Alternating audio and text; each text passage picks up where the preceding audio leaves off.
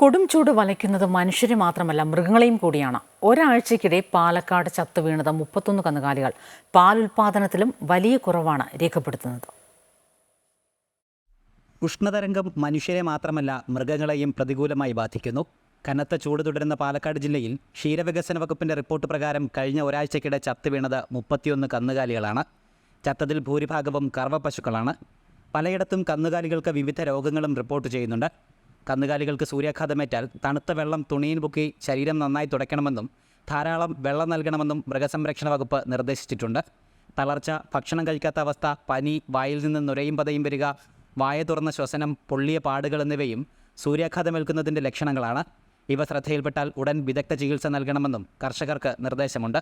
പാലുൽപാദനത്തിലും വൻ ഇടിവാണ് രേഖപ്പെടുത്തുന്നത്. മുൻവർഷവുമായി താരതമ്യം ചെയ്യുമ്പോൾ 10% കുറവ്.